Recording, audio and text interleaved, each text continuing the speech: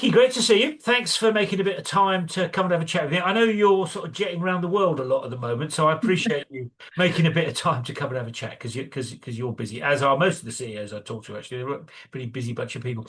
Let me start with something that you said to me last time we were speaking. You said most organizations are dead. Now, a lot of people will be horrified by that statement. What exactly do you mean, and why does that matter to you? Yeah. Well, if you think of humans or people as the lifeblood of any organization, a lot of us kind of run our lives on autopilot. And someone once said to me, Becky, organizations don't need more cogs in a wheel. What they really need is more humans that are alive. And I thought, yes, that's it. If you want to create an alive organization, it starts by creating alive humans, people who are flourishing in all areas of their life, have an intentional plan to get there, to live the life that they would most like to live, not just drift through life on autopilot and live their life based on everybody else's definitions of success. Now that sounds to me like a pretty good thing to focus on, but it's easy to say, it's much more difficult to do. So just tell us about what you're trying to, I mean, tell us exactly what you're trying to achieve. I know you're in the process of writing a book about Mhm. this. What is it you want to achieve exactly? I mean, do you want to change every organization? I mean, what's the agenda here? It's a brilliant question. So, I used to work in the humanitarian world, and I realized there I do not have all of the answers. But if you want to change the world, you unlock the potential of people.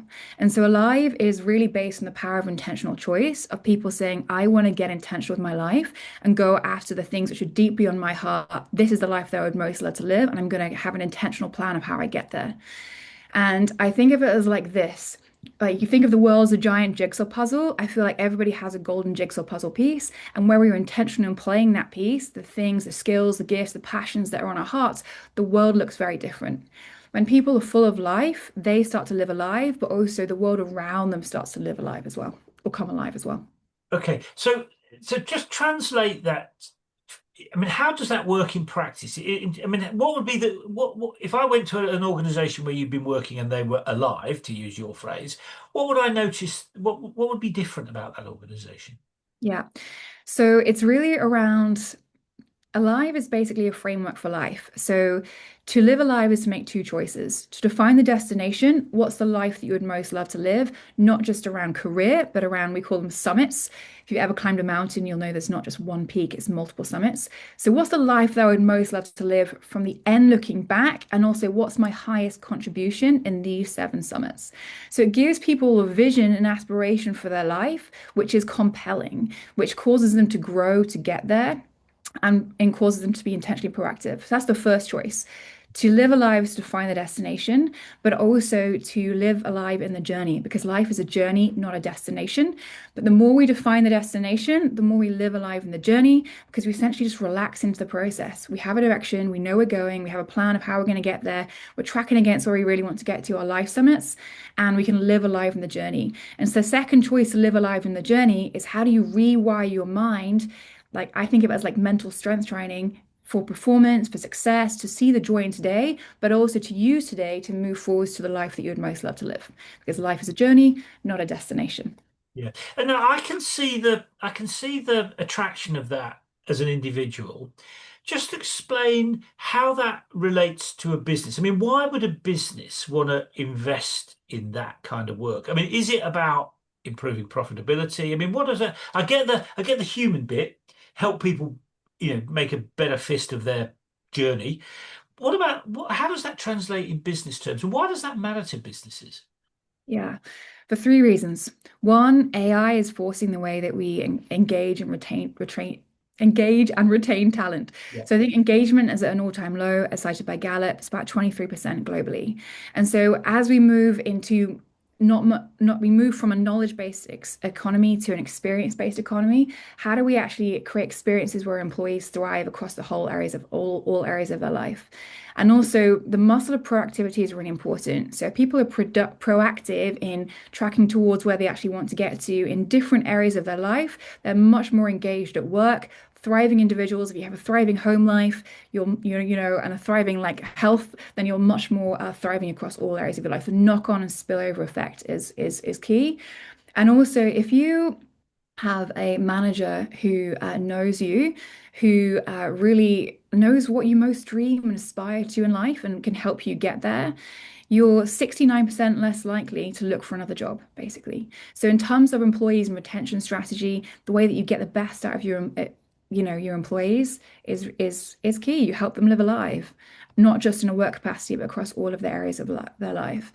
And Alive was really birthed out of one amazing HR director who said to me, Becky, we have success criteria for our clients, for, the projects we're working on, but how do we help our people have that for their lives? And I was like, yes, that's exactly it. That's exactly what Alive does. And in my previous role as managing director of a global consulting business, we used to say that everybody is a leader. Everyone is a leader because, we all lead our own lives, apart from we don't actually stop to lead our own lives. When you're leading something, like we have more success criteria for what we have for dinner or the micro project we're working on, but we don't actually stop to do it for our own lives. So it's really teaching people leadership because first of all, we lead our own lives. Yeah. Let me ask you about something you just said. You talked about the shift towards an experience economy. Yeah. Just explain the connection between that and why what you're talking about is so important? Because I'm not sure many people, or some people have recognized this, but I'm not sure a lot of people understand what's happening around this, the way an experience economy is emerging. I mean, just talk us through that. Yeah. So no one can know more than Google, AI, ChatGPT, Claude, any of it. And so it's really asking us the question, what makes us distinctly human? And because knowledge is, we just as humans we can't compete. So we're moving much more to how do we engage our employees? How do we have experiences which make us feel distinctly human and help us flourish as humans? And so that's why Alive is geared towards the way that we run it is run as cohorts of individuals because we journey together. Community is so important. We help each other. The journey to the top of our summits is one of interdependence, not independence. So we run the cohorts, people really get to know each other and it builds psychological and safety and trust like nothing before. Um, and also we run retreats. So what are the experiences that take people out of their day to day?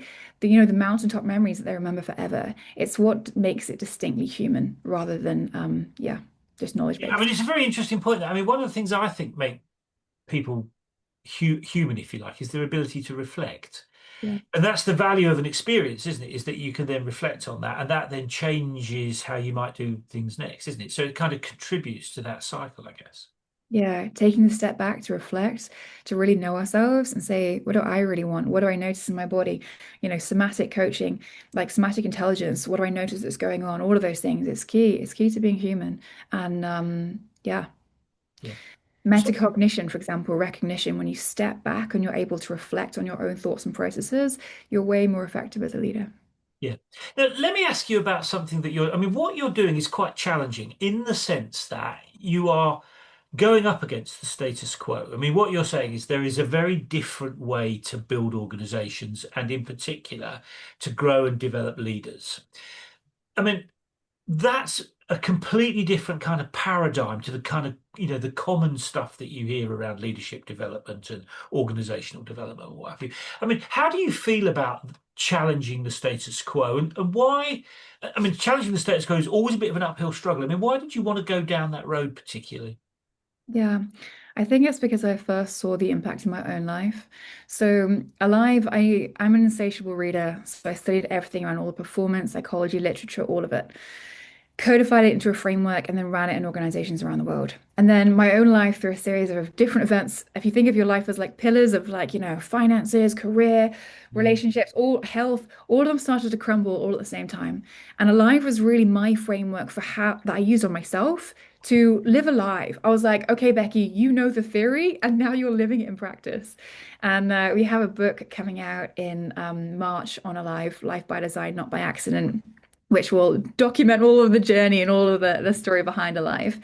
But I am excited about going up against the status quo because we're not marketing to everyone. We're really saying, you know, do you actually want to change? The first session is called Welcome to Base Camp because even getting that far isn't is difficult, right? To choose to be intentional with your life takes courage and takes like time to ask the difficult questions, which we're often too busy to answer and bury our head in the sands. So Alive isn't for everyone. It's for those people who say, do you know what? Actually, I do want to live a life to make my life count. I do want to live a life where I know that it's mine. People's number one biggest regret at the end of life is that they didn't live a life true to themselves from all of the research. And Alive does that. People are ready to change when they're ready to change. The door to change is an internal door that only we can open ourselves. And so it's really for people in organizations or people in general who are like, yeah, you know what? I want to have a framework for life and I want to be intentional with my life. Yeah. Now, I get that. How do you then take that to a bigger audience? Because, I mean, what you're saying, I mean, it sounds quite, it sounds complicated. I mean, it sounds very powerful, but it sounds quite complicated, which means it's going to be tricky to deliver that because people are different, aren't they? People work in different ways. People respond to things in different ways. I mean, tell us about how you're going to make this happen. Let's talk about how you get from the idea, which you've encapsulated in the book, to this happening across significant numbers of organizations, for example. I mean, tell us about how you're going to make it happen. Yeah. So Live is a very simple 7-step framework. It's designed to ask all the questions but give people none of the answers. And so there's different ways that organizations can engage with it in terms of training the trainer. So organizations have access and use this and train people within the organizations to do and deliver it. So that when people come on as part of onboarding, everyone has their own intentional life summit overview, all of those sorts of things. So there's a huge different ways of variety of ways that people can scale it across organizations, but the simple 7-step framework is what's scalable. And how, I mean, how do people learn about that scale? I mean, how does that, I mean, does it take a week? Does it take a day? I mean, and one of the things about those sorts of programs is that they can take time to embed. I mean, people don't just go from A to Z overnight, do they? I mean, how do you help people work from where they are to where they're using the framework in the, ongoing daily life? Yeah. So there's a 7-step framework at the start, which we journey through often week by week, and then individuals have their homework. So it's a cohort framework often is primarily the way that we run it. Once you finish that initial 7 steps, we then have a monthly and a 6 monthly review where you set your objectives to how you live into your summits for the next 6 months. So it's a very repeatable framework for life. And then day to day, we've given people in the initial course the 7-step alive mindset so they can choose to reframe and live alive today in that. So the organization can reinforce it through coaching, through using the alive mindset coaching, but also they can reinforce it through having these review sessions every 6 months where we say, okay, how are we going to help you intentionally live into the vision for your future in the next 6 months? Yeah. Okay, so it's something that is very implementable, even though it may take a bit of work, is what you're saying. Yeah, 7 steps, initial process, and then a monthly and 6 monthly review. Yeah. Okay. Let me ask you about being the CEO. I mean, how did you work out the way forward? I mean, clearly you had the idea. How did you then work out how I'm going to take it from this idea in my head to something that plays out in lots and lots of organizations all around the planet? I mean, how did you figure out the way forward? Yeah, we say that clarity comes from engagement, it doesn't just appear. So Alive has taken lots of different shapes, but you have to be in the game to play the game. So Right. I think when I started off, it was the 7-week course, and then we developed it into retreats because that's what organizations ask for. And then we developed into one-to-one coaching pathways, and now we're training a whole series of Alive coaches. So it morphed as it went along, but clarity came from listening to the audience about what actually was most helpful, what organizations needed, and then adapting and upgrading the framework to match that. Yeah. And I mean, one of the things that's interesting about the CEO role is you have to work out the way forward. Now, you could do these things, or you could do a billion other things. I mean, how do you cut through the noise to work out, oh, I'm going to do this, but not that? I mean, I mean, what was your thinking about that, finding the way through all the kind of noise and distraction? Yeah, I think testing a lot of things out, playing, seeing its play, like iterating quickly is really, really key. But also in terms of what is my strengths and what is my skill set personally, and Right. how do I bring along other people who will play to different skill sets? So what do I want to do as CEO that makes me come alive? Because like we have to embody it and live it ourselves, What are these basically. things? I mean, what are the things that make you feel alive as the CEO? The things that make me feel alive as the CEO is I love doing the organizational strategy piece behind the scenes. So in terms of planning, how are we going to do this? What are we, how are we training up this person? How do we poise ourselves for scale? Basically, is a really fun thing, a really fun question, which I love to ask and think about. And also designing the content. I love the content. How do we iterate, upgrade it? And then we have an ops person, a COO, who's basically like, okay, here's the systems that we need to build to scale it, all of those things. So playing to my own strengths is, yeah, is really key. Yeah. And I mean, you talked about bringing on a team. I mean, how do you, I mean, one of the other things I think is interesting is how you get the right people on the bus, Yeah. if to use a common phrase. I mean, what's been your approach to getting the right, because you need a team to help you move it forward. Yeah. How do you get the right people to help you? Yeah, we found that networks are really important. So reaching out to networks, because when you find people through networks, they're often trusted, which is key, or recommended, which has been really, really helpful to us. But also energy in terms of like, do you actually want to be on this journey with us? Like, is this a vision which you want to use your life for? Are you committed to this? Is a really brilliant question to ask. And the other question which we often think about is not just how do we get people on the bus, but how do we get people on the right seat in the bus? So we Okay. use all of our personality pieces from the leadership consulting that I've been doing previously to put people in places which will allow them to flourish based on their specific skill set. Yeah. Okay. I mean, that sounds quite time consuming and quite hard work. And you must inevitably get it wrong occasionally. I mean, has that happened a lot? Have you ended up with some people on the bus that perhaps shouldn't have been on the bus? And what have you done about it if it's happened? Not to this point. Um, Okay. I think from my perspective, we've hired based on energy and enthusiasm, and then we can grow the skill set around it. Yeah. Yeah. Let me ask you about, I mean, one of the things that I think is interesting at the moment is that people are building businesses in what you might describe as the age of social media. I mean, being a CEO is very visible at the moment, in a way that it wasn't when I started in business. I mean, most people didn't know what CEO did 40 years ago. I mean, it's very visible now. People in your organization, your clients can say anything, do anything, and it can be very visible. And what's your feeling about building in the age of social media? Is it a good thing? Has it helped you, or has it been a problem for you? I mean, what's your feeling about the kind of level of scrutiny? Yeah, it's a lot.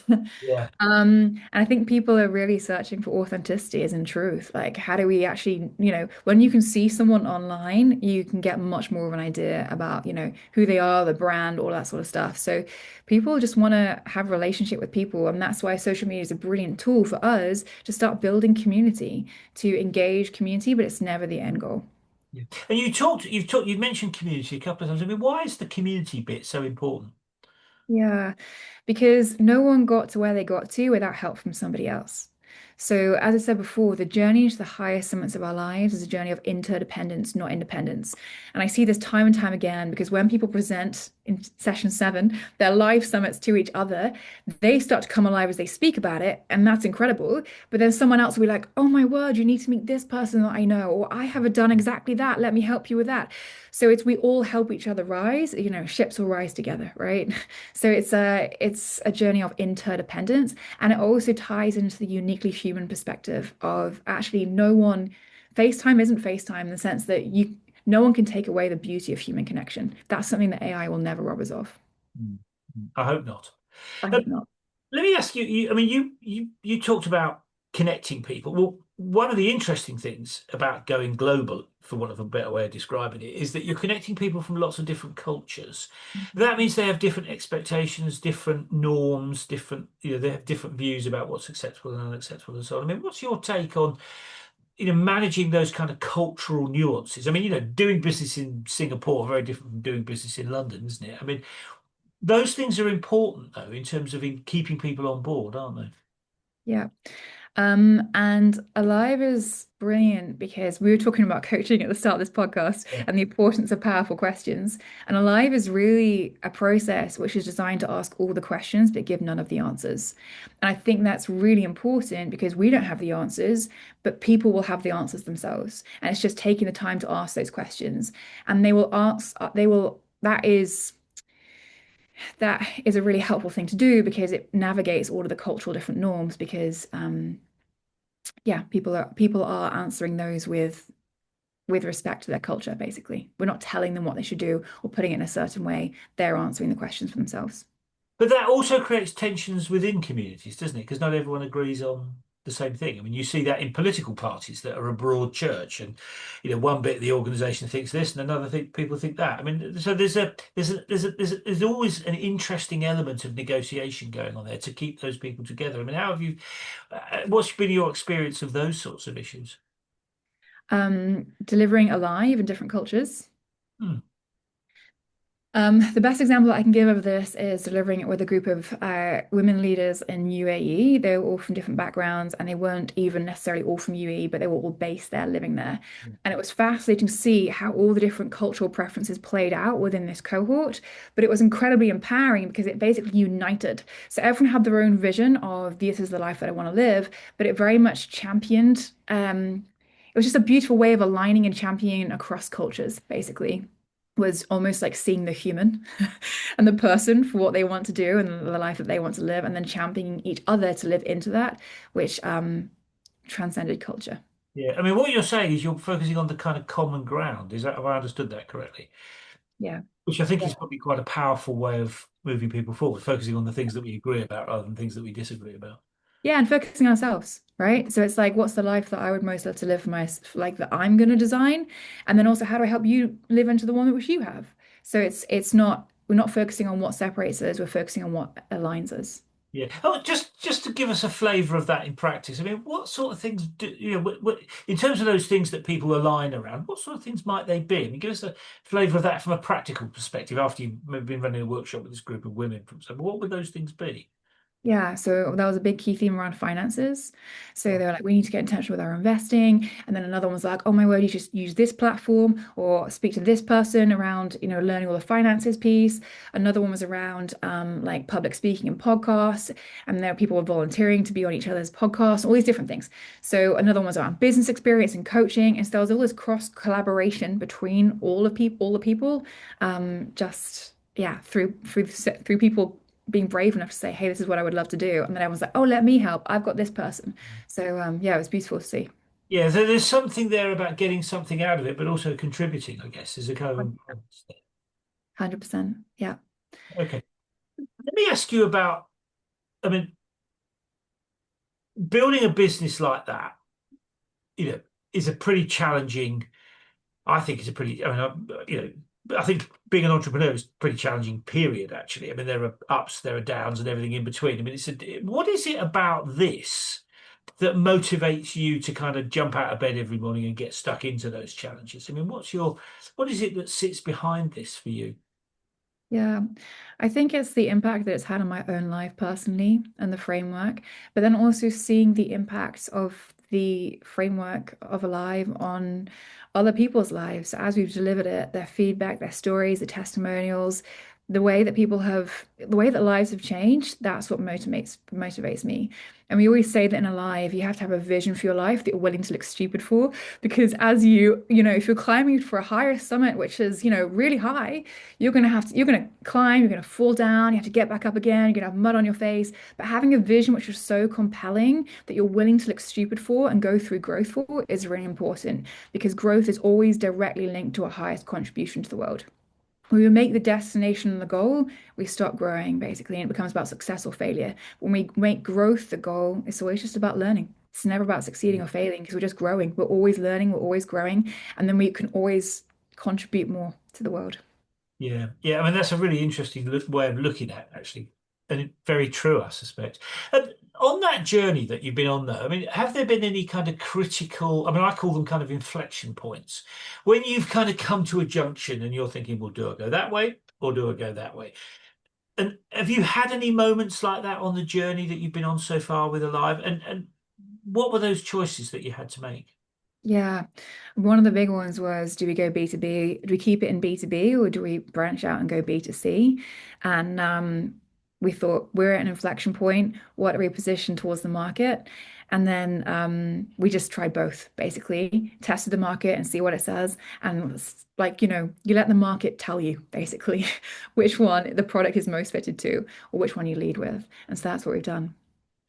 And how difficult was that? I mean, it sounds very easy. My experience of those sorts of things is a little bit more, it's easy to say, it's much more difficult to do. I mean, did that take a long time to work out the new way forward? I mean, was it painful? Yeah, because you're basically talking about how do we, the framework for Alive, how do you chunk it up in a way that's relevant or engaging for different audiences?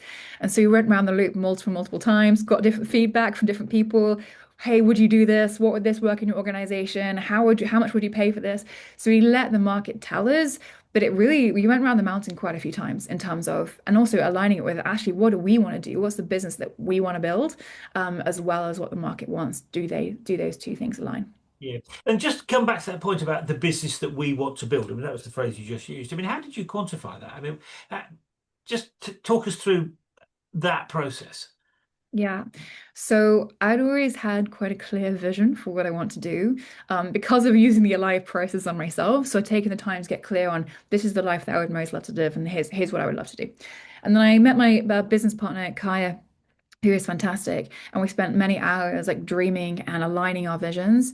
Is this what we both want to do? How do we both want to do it? And it's a constant process of alignment because, as you know, in any business, there is multiple things thrown at you and you're having to make decisions all the time. And so it's a question of consistent alignment, basically. But what's been really helpful in that process is also all the tools of knowing how we're both wired from a personality perspective, because we can read each other's behaviors, we know each other's motivations, and the fact we're not just being challenging for the sake of being challenging, and all of those sorts of things. So yeah. And has that, I mean, your relationship, your co-founder sounds pretty powerful relationship. I mean, has that been enhanced by this process? I mean, are you guys closer as a result of doing this together? I mean, have there been tensions? I mean, because the co-founder relationship's often absolutely critical, isn't it? Yeah, we say it's like a marriage because you often spend more time together Yeah. than you do with your spouse. It's been massively strengthened. And what, we were working together in person last week, and we just had so much fun laughing together about all these different business decisions. And there was just such a joy in the journey. And it Yeah. was kind of like, we'll figure it out. Like there, we'll figure out what happens with the business. We'll find a way to make it like global, successful, whatever it is that we want it to build. But actually, the joy, the real joy, is doing life together in the journey and all the wrestle of the process. Yeah. I mean, it's interesting you say that. I'm a huge believer that if you can have fun with people, you're halfway there Yeah. in terms of working with people. Yeah. I mean, it's a very good point that, and very powerful, I think, being able to laugh together. It's one of those intangibles that you can't kind of calculate on on the P&L, but it's pretty important, I think, in terms of relationships. Let me ask you about the journey that you've been on personally. I mean, if you were to go back to the beginning Mhm. and start again, what one thing would you do differently? Nothing. Wow, really? Yeah. I think the lessons that I've learned from life to date have been profound and powerful, and I'm grateful for all of the ups, the downs, the crises. And the last year and a half was particularly crazy and wild. And on the other side of that, I look back at it and I'm like deeply grateful because it's grown me and it's forced me to ask the difficult questions of, wow, Becky, what do you want from life? What's the life that you'd most love to live? And these are questions which very people stop to ask in their entire lives. It's forced me to say, I'm going to be intentional with my life, not accidental, not live my life on autopilot based on other people's maps, of what I should do, cultural expectations of what I should do. I basically get to define success for my life on my own terms. And And that actually, doesn't necessarily mean the crazy sports car or the massive house, because that's what's expected. yeah, yeah, no, absolutely. And I mean, having spent a chunk of my life focusing on the wrong thing, I mean, I totally understand how important that is. Have you had on the journey really good advice from people? I mean, give us an example of something that has helped you. I think there's been so much good advice from so many different sources throughout the journey. I love to read, as I mentioned before, I'm an insatiable reader. And probably one of the quotes which has completely changed my life is by a lady called Edith Edgar, who studied under Viktor Frankl, and she was a Holocaust survivor herself. And she said, our greatest human freedom is the power to choose. And she's absolutely spot on. And when we think about that, the greatest human freedom is the power to choose. We get to choose to be intentional with our lives, but also we get to choose to be intentional with how we live a life today. And that quote, that singular quote, has underpinned the entire framework for life. our greatest human freedom is the power to choose because it means that we are not the victims of our own story. We can be the authors and we hold the pen. So if you were advising a rookie CEO starting out on a journey like yours, I mean, what would be the big advice you would offer them? Trust yourself. And is that because you don't think most young CEOs do trust themselves? No, but there's a lot of also research as well around CEOs that tune into their gut intuition that outperform their competitors by a country mile. Um, I think a lot of the times we already know the answers deep within ourselves. We just don't stop or have the courage to admit them to ourselves. Yeah, and there's a lot of evidence for that, actually. I mean, I think if you read a lot about the very successful entrepreneurs, they often do things in very different ways to the way you might expect because they found their own way forward, if Yeah. you rather than following the kind of textbook. And I think that's a good thing. Let me ask you about not so much your business, but the world that you're in. There's a lot of talk about AI at the moment, and I mean, my view is it's going to change a lot of things. I mean, how do you see AI changing the kind of world that you're in, the kind of leadership development, people development world more broadly? I mean, do you think AI is going to have a positive impact? Do you think it's going to have a negative impact? I mean, what's your take on that? I think it'll have a positive impact, but I don't think it'll take away the need for human connection. And I think that AI is now being very much used. I think one of the HBR said that one of the top uses of AI was as a performance coach. So people are asking all the questions, what should I do next? Tell me about X, Y, Z, give me a plan for how I should roadmap to whatever. So it's like becoming a personal therapist, basically, which is great, but it's only as good as the questions that we ask it. And so when we're able to inform it and say, hey, this is the life that I would most love to live, and here's my plan for the next 6 months and how I live into this, it's an aid, not necessarily, it's a supportive tool, but not necessarily the be all and end all of itself. So it's a complementary tool. Yeah, but do you think it's gonna? I mean, do you think it will? People will go to that, go to AI rather than getting involved with things, the sorts of things that you're doing. I mean, because it's a very easy option, isn't it? Just to type a bit into the keyboard. Yeah, it is. But I think there is something within us as humans, which is like, okay, let's take time to step back. Let's utilize the power of human connection. Let's have someone who like has empathy, who's been through the journey themselves, who I can get life advice from, all of those sorts of things. So I don't think it removes the power of human or the importance of human connection and experience. Um, yeah, I think it's a complementary tool to it. Yeah, I mean, I think whichever way it shakes down, it's going to be pretty an interesting few years, would be my view. It's So. going to be fascinating. Yeah, absolutely. Okay, well, I mean, Becky, thank you for sharing that. Good luck with the publication of the book. I mean, it sounds like a really interesting Yeah. sort of model that you've developed, and I mean, good luck going forward. I always think it's great to see people asking interesting questions because if you don't ask interesting questions, you don't get any of the right answers, it seems to me. So it'll work differently for different people, but I'm pretty sure it's going to have a positive effect. So thanks for coming on and thanks for talking about it. It's my absolute pleasure. Thanks, Paul. Cheers. Bye bye.